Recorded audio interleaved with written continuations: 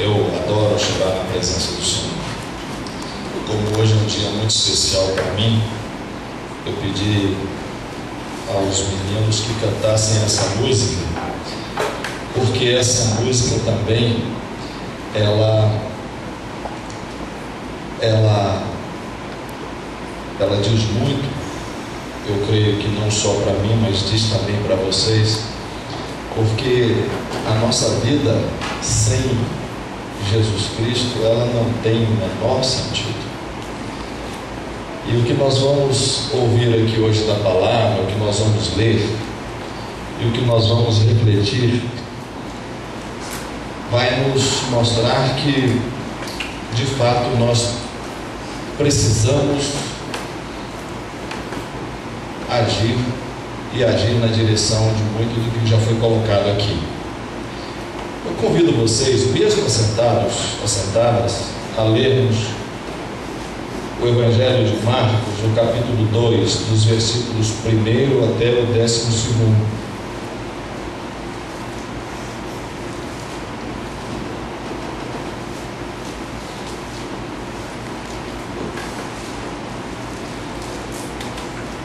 Diz assim: e alguns dias depois, entrou outra vez em Cafarnaum e soube-se que estava em casa.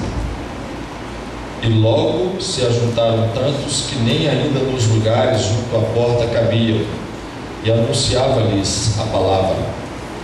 E vieram ter com ele, conduzindo um paralítico trazido por 4.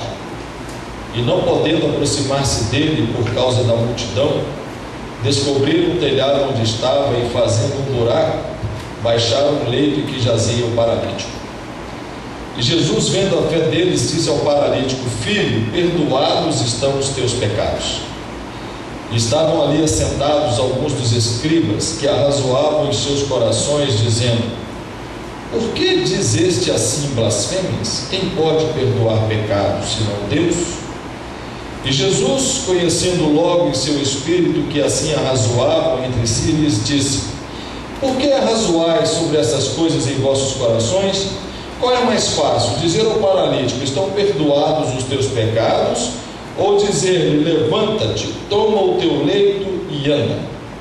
Ora, para que saibais que o Filho do Homem tem na terra poder para perdoar pecados, disse ao paralítico: a ti te digo, levanta-te, toma o teu leito e vai para a tua casa. E levantou-se, tomando logo o leito, saiu em presença de todos, de sorte que todos se admiraram e glorificaram a Deus, dizendo: nunca tal vimos.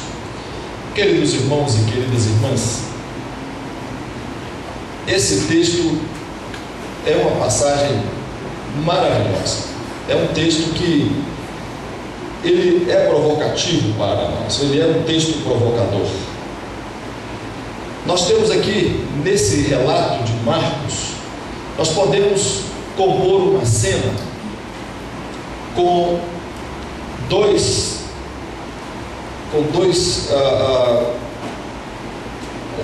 um teatro com duas cenas distintas, melhor dizendo. Nós temos o grupo que estava na casa de Jesus. A casa estava cheia de tal maneira que não cabia mais ninguém, e todos concorreram para lá, todos correram para lá. Jesus estava no início do seu ministério e já tinham ouvido das maravilhas que Jesus tinha operado, e correram para lá e se assentaram. Muitos se puseram à porta, muitos então tomaram ali os melhores lugares. Nós podemos assim chamar esse grupo que estava ali como o grupo dos incluídos. Estavam todos incluídos. E eu pergunto a vocês, meus irmãos e irmãs, não é gostoso a gente sentar e ouvir Jesus falar? Imagina se Jesus estivesse aqui pessoalmente, em carne e osso, e ele começasse a falar, e esse templo iria encher de tal maneira que a porta estaria ali também fechada, talvez a rua Guajajaras não pudesse transitar nada. E a gente estaria aqui tão confortavelmente nesse início de primavera, com jeitinho de verão, com ar-condicionado ligado, e aí é melhor ainda escutar Jesus falar com esse arzinho condicionado ligado. E é tão bom ficar com Jesus, irmãos e irmãs, que quando Pedro teve essa experiência de ficar com ele lá no Monte da Transfiguração, ele logo quis montar uma barraca e ficar lá, porque quando Jesus está falando, quando Jesus está agindo, a gente fica mesmo com a maior vontade de ficar quietinho no lugar, escutando Jesus falar. Mas enquanto Jesus falava, irmãos e irmãs, aquele grupo estava sentado ali, bloqueando a porta, bloqueando o caminho. Vinha um paralítico conduzido por 4 outros, e esta é a cena, é a outra cena. Essa cena, ela é muito interessante porque, primeiro, um paralítico não iria até Jesus sozinho, ele precisava de alguém, e esse paralítico tinha amigos, e esses amigos estavam dispostos a levá-lo até Jesus. Mas lembre-se, meus irmãos e minhas irmãs, que a porta estava trancada, ela estava bloqueada, porque é tão bom escutar Jesus falar, mas é tão bom escutar Jesus falar, que a gente esquece que tem alguém que precisa também ir até Jesus.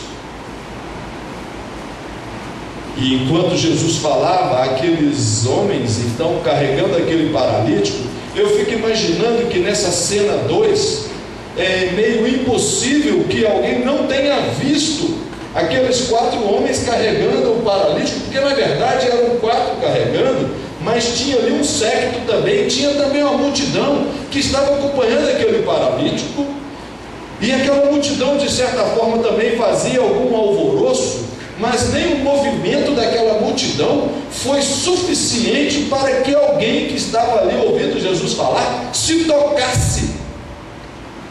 Mas é tão bom a gente escutar Jesus falar, que a gente fica escutando Jesus falar, e a gente então fica surdo para que os outros também estão clamando. É tão bom ficar aqui nesse templo gostoso, podemos programar o nosso dia com esse ar-condicionado ligado, que eu não quero saber do problema dos terrenos e dos caiuás. Vamos ficar por aqui mesmo, cuidando do nosso quintalzinho.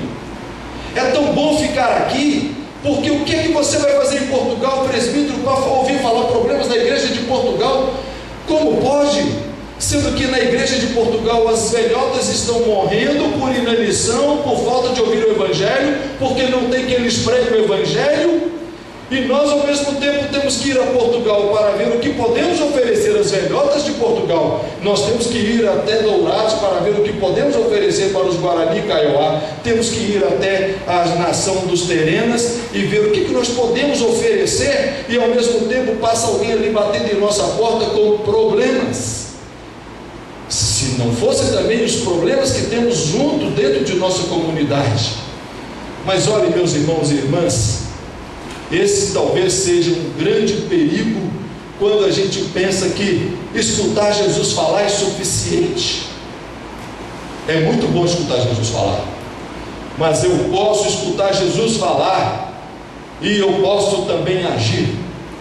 Não obstante todo o esforço daquela multidão que conduzia aquele paralítico, não apareceu ninguém para dizer assim: ô gente, vem um paralítico aí, abre caminho para ele passar.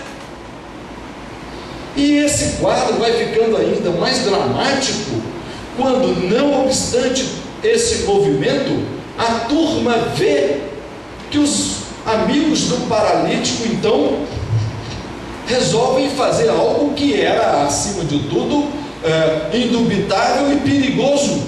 Vão subir até o cume da casa. Mas nem assim apareceu ninguém para gritar: ô pessoal, como ninguém deixou o paralítico passar, eles estão tentando subir lá pelo telhado. Por favor, gente, vamos deixar o paralítico passar para poder acessar Jesus. Mas olha, meus irmãos e irmãs, parece que aquele povo estava de fato tomado de tal maneira pelo magnetismo de ouvir Jesus falar, que não conseguiu ver, ouvir que tinha alguém que precisava também ouvir Jesus falar. E foi assim esse quadro em que aqueles 4 homens cometer um ato extremamente perigoso: subir até o cume da casa e descer com aquele paralítico até o lugar onde estava Jesus. E aqueles homens, então, descendo junto com o seu amigo, diz o texto assim: e Jesus, vendo-lhes a fé. Olha que lindo, irmãos e irmãs, a nossa fé, ela tem também algo bastante coletivo. A nossa fé também é coletiva, ela não é individual, não é a sua fezinha própria. É Jesus vendo-lhes a fé. Porque, irmãos e irmãs, quando a fé de muitos se organiza em torno de um projeto, é possível que um grande milagre aconteça. E esse milagre pode acontecer à medida que a nossa fé, ela se combine, ela se conjugue de tal maneira que alcancemos o objetivo que nós queremos alcançar. E aqueles homens, então, Jesus vendo-lhes a fé, disse ao paralítico: filho, perdoados estão os teus pecados. Eu fico pensando assim comigo, eu no lugar daquele paralítico, depois daquele esforço todo, Jesus: filho, perdoados estão os teus pecados. E os escribas do outro lado: quem é esse que perdoa pecados? Olha de novo duas cenas: um grupo que censura Jesus, e do outro lado aquele moço mais os seus 4 amigos.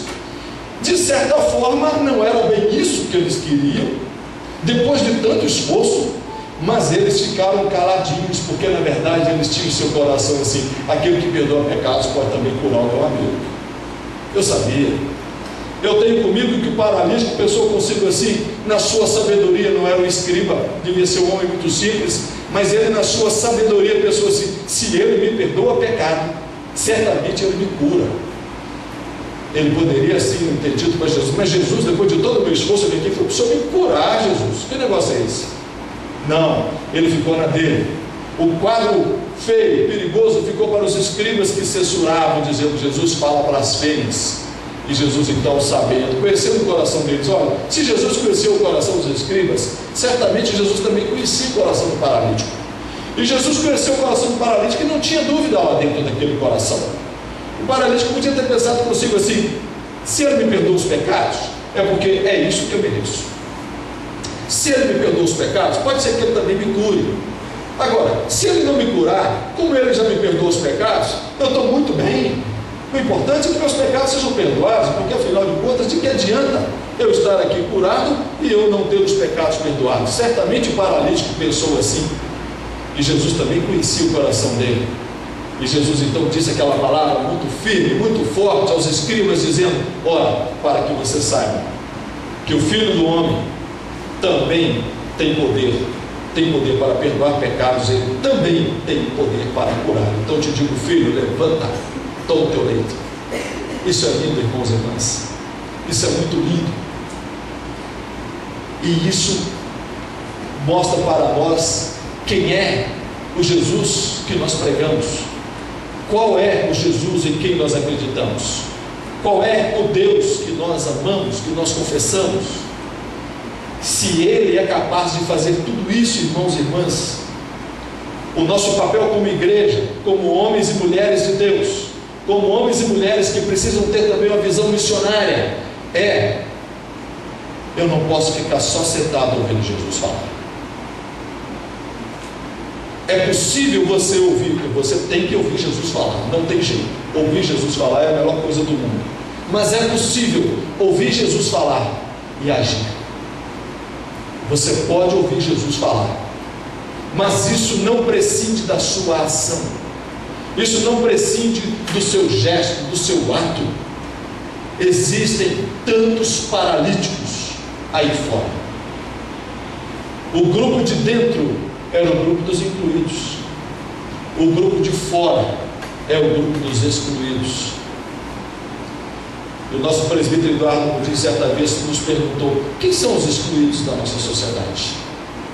Onde eles estão? Quais são os nossos meios que nós vamos sempre utilizar para manter-nos excluídos? É a nossa fé puritana, puritana no sentido pejorativo? São os nossos valores? É a nossa cultura cristã ocidental? É tão bom sermos tão iguaizinhos que parece que o que é diferente não faz parte. Não obstante, Jesus sempre tomou uma palavra para nos confrontar. Ai de vós, escribas e fariseus, porque as prostitutas e os publicanos, e também, que eu estou dentro nessa daí, eu estou dentro, eu sou publicano, eles precederão vocês no reino. Quando Jesus fala isso, Jesus fala de uma maneira que provoca. Quando alguém tenta se fazer amiguinho de Jesus, ser ali participante do grupinho de Jesus, Jesus fala assim: eu tenho ovelhas que são de outro curral. Jesus nunca foi de se deixar ser refém de um grupinho. Eu tenho ovelhas que são de outro curral. As prostitutas e os publicanos precederão vocês. Eu chamo para um banquete e não vem ninguém, então chama também os pobres, chama as prostitutas, chama os desamparados que venham comer comigo. Não é isso lá a parábola? Jesus Cristo sempre tomou as coisas que não são para colocar em prova as que são. Como disse Paulo, Jesus Cristo sempre tomou as coisas loucas do mundo para confrontar as coisas sábias. E os excluídos, irmãos e irmãs, são tantos, e nós não sabemos às vezes como agir para que eles se sintam incluídos. Os excluídos, ou eles se afastam, ou eles refluem, ou aqueles excluídos que querem mesmo ter acesso a Jesus vão pelo telhado. São vários. Os excluídos de nossa sociedade são vários. Eu vi hoje que, persistindo os indicadores atuais, a mulher no Brasil só alcançará a igualdade com o homem no trabalho daqui a 200 anos. E se for mulher e negra, aí vai demorar um pouquinho mais.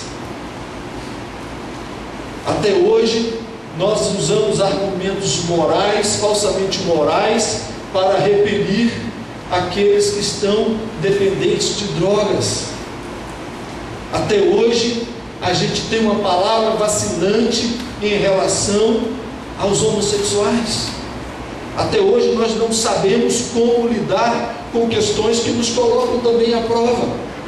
Eu também não sei muita coisa, aliás eu sei pouquíssima, mas eu sei que há tantos excluídos clamando, há tantos paralíticos que precisam ter acesso a Jesus Cristo e não tem, porque nós nos fazemos de surdos, não tem, porque nós nos fazemos de desinteressados, não tem, porque nós fazemos de Jesus um bibelozinho nosso, uma propriedadezinha nossa, e Ele é tão nosso que a gente costuma achar que Ele faz tudo o que a gente quer, que Ele cumpre todos os nossos caprichos, todos os nossos desejos, todas as nossas fantasias, e isso não é vida cristã, isso não é servir a Jesus Cristo. Servir a Jesus Cristo é outra coisa. Servir a Jesus Cristo é se sentir desafiado, mesmo incompreendido muitas vezes. Eu dou graças a Deus que minha família me compreende e me apoia, porque eu tenho estado muito ausente em casa. Tenho aberto mão de férias, de descanso, de dias, de final de semana, para servir a Cristo, servir a igreja. Mas é muito provável que nós façamos parte do grupo dos incluídos, se a gente não se dispuser a ouvir o clamor daqueles que estão sentindo a necessidade. Como foi lido pelo pastor Maio, como também Jesus falou: olha, a seara é grande, faltam trabalhadores, e o mercado de trabalho de Jesus até hoje é deficitário, está faltando gente. E você pode se sentir desafiado, desafiada a fazer parte do grupo, não que está sentado confortavelmente ouvindo Jesus, mas é do grupo que ouve Jesus, mas que age.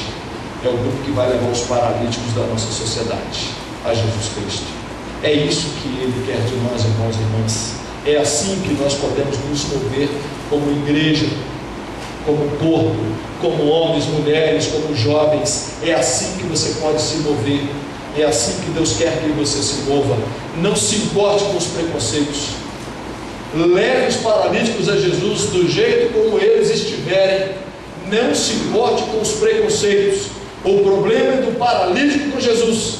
Jesus e eles se entenderão. Faça o seu papel de abrir caminho para que eles vão até Jesus, porque eles têm necessidade e eles precisam de Jesus Cristo. E vamos assim tornar esse nosso evangelho não só retórica, não só palavras, mas ação para levar as pessoas até o nosso Senhor. E Ele espera isso de nós. O Senhor Jesus espera isso de nós. Que Ele nos abençoe e que Ele nos guarde. Amém.